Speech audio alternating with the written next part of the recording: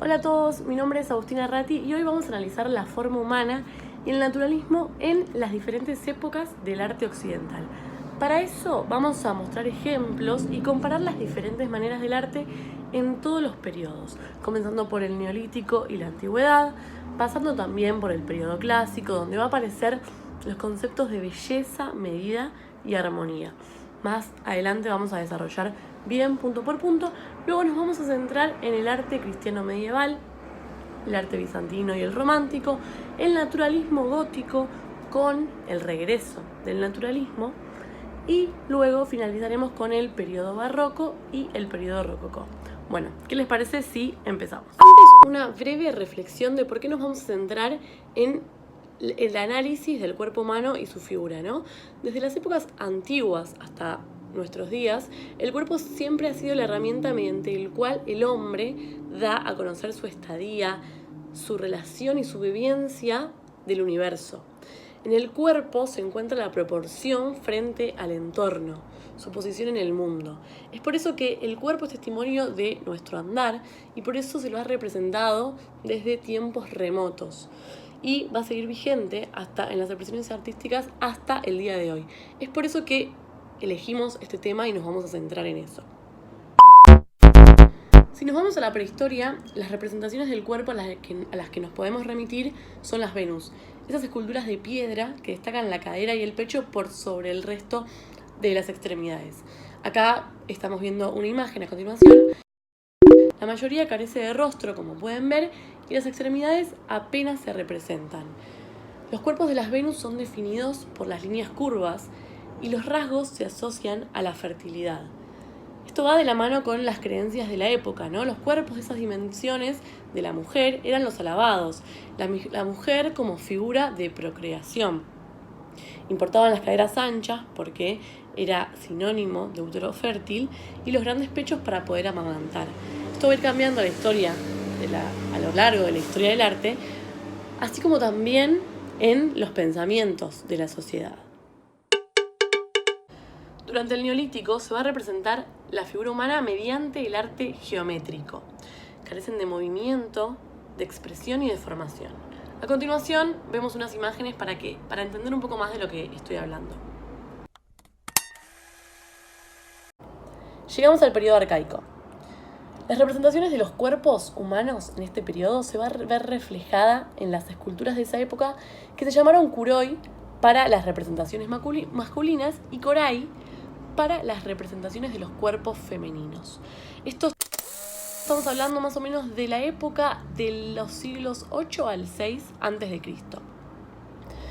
Estas esculturas no eran de tamaños naturales, eran hechos para ser vistos únicamente de frentes, se caracterizaban por su inexpresividad y rigidez y tenían la simetría típica que se utilizaba en el arte egipcio, aunque con los años fueron ganando autonomía y empezó a aparecer y experimentar con el naturalismo. Comienza el periodo clásico y con él el concepto de naturalismo. El motor de esta época va a ser el artista y su creatividad. El artista va a empezar a pensar en dejar su nombre para que las obras tengan un significado en la posteridad. Durante esta época va a aparecer la noción de belleza y se va a representar a través del canon, la medida justa, la proporción, la simetría. Se van a utilizar fórmulas matemáticas y cada época del periodo clásico va a tener una idea de belleza. La belleza se va a asociar a la virtud, al bien, en este caso, sobre todo basándonos en los atributos a los dioses. A ellos se los va a asociar con la belleza y lo vamos a ver bien durante este periodo, pero vamos a verlo paso por paso. Bueno, muy bien, ahora sí. Como decíamos, los dioses requerían adoración y con ellos se van a empezar a realizar esculturas buscando la medida, la armonía y el naturalismo. La búsqueda empírica de la escultura tiene como objetivo la expresión de la belleza viva del cuerpo. Se busca una síntesis del cuerpo vivo en la que se expresa una belleza psicofísica que armoniza el alma y el cuerpo. Es decir, se va a empezar a buscar esta belleza viva del cuerpo humano que quede reflejada en las esculturas. Los griegos lo que van a hacer es buscar un vínculo, establecer un vínculo entre el arte y la experiencia de cada individuo del escultor.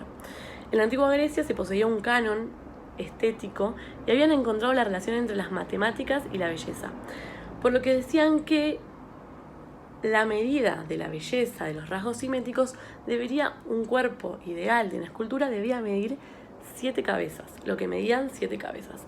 Acá vemos un ejemplo a continuación.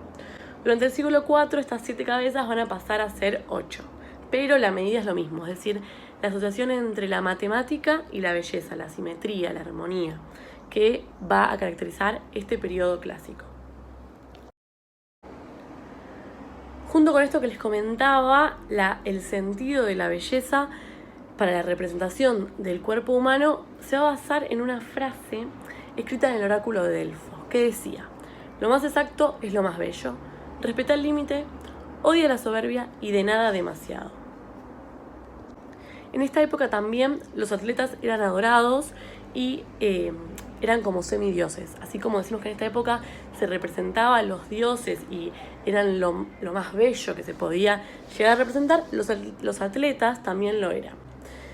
Con ellos con su cuerpo expresaban la justa medida.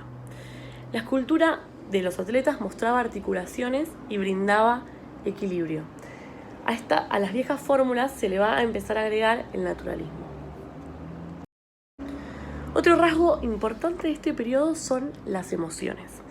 Durante el periodo clásico se van a transmitir a través de los gestos del cuerpo, porque todavía los rostros van a carecer de movimiento, de sentimientos, se van a mostrar serenos y atemporales.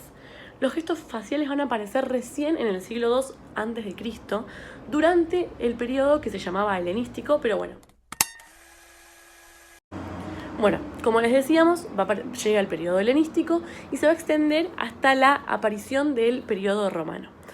Fue un periodo de gran fertilidad artística. Se busca representar el carácter de los modelos, prospera el retrato y el drama. Aparecen los gestos en los rostros. Se empiezan a estudiar las transparencias de los ropajes y va a aparecer el movimiento en las esculturas. Se explora el mundo del sueño, la vejez, el dolor y la muerte.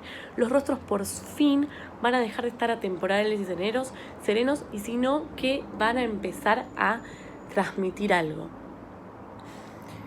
Se van a centrar mucho en los rostros como la representación artística y la expresión del cuerpo humano. Este periodo, el periodo helenístico, va a crear imágenes deslumbrantes de cuerpos en movimiento. Bueno, como venimos diciendo, durante este periodo se multiplica la emoción en los rostros, de las pinturas, de las esculturas, y se va a dejar de lado la serenidad clásica. Por eso les digo que para mí es una de mis épocas preferidas. Si bien durante el periodo clásico el arte, las esculturas eran maravillosas, acá se empieza y la medida de la belleza tiene un porqué y un significado. En esto se empieza a ver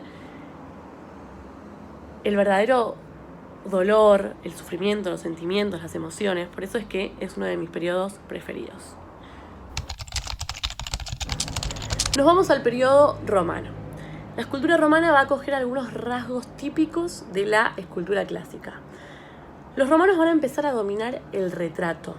Los escultores van a empezar a representar a los políticos, a los reyes, en diferentes bustos con formas muy realistas. Pero, un detalle, el cuerpo y la cabeza van a dejar de ser el centro de interés como lo fue en épocas anteriores. Durante la Edad Media, la relevancia que el cuerpo había adquirido en Grecia y en Roma se va a transformar para ceñirse a la religiosidad. La religión vuelve a ser el centro de la escena. Son cuerpos que narran escenas bíblicas y cuya expresión está dada en la acción que simbolizan y no en su representación, como fue tan clave en el periodo anterior.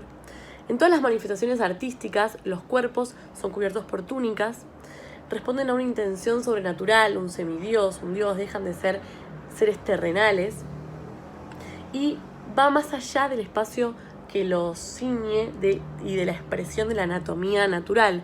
Ya no está tanto el cuerpo, la armonía, la belleza, sino que vuelve a ser como la religión vuelve a ser el centro. Entonces la representación del cuerpo no tiene un rol tan importante en esta época. En el Renacimiento, el cuerpo vuelve a la tradición griega. El humanismo que define el pensamiento renacentista vuelve a ser del hombre el centro del universo. Se vuelve a dejar de lado un poco el dios y esa mitología, y el ideal de belleza se va a encontrar entre la mitología clásica y el cristianismo. Los artistas van a enfrentar el reto de la creación como aparente copia de la realidad. Los conocimientos de anatomía que se vinieron gestando durante las épocas van a pretender traducir la visión de las formas corporales en imágenes ahora plásticas. Se sabe de algunos modelos que sirvieron de apoyo a diferentes pintores y escultores para crear la idea de rostros y cuerpos que definieron el arte de este periodo. Quiero que veamos unas imágenes para entender cómo vuelve el hombre a ser el centro y cómo se ve reflejado en estas pinturas clásicas.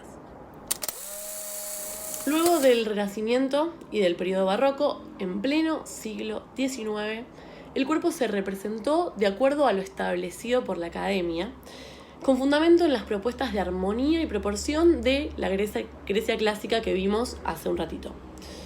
Así, los cuerpos del neoclasismo y del romanticismo y del realismo se rigieron formalmente por los ideales antiguos, aunque, de acuerdo con las circunstancias de la época contemporánea, variaban la temática y los intereses de aquellas épocas clásicas.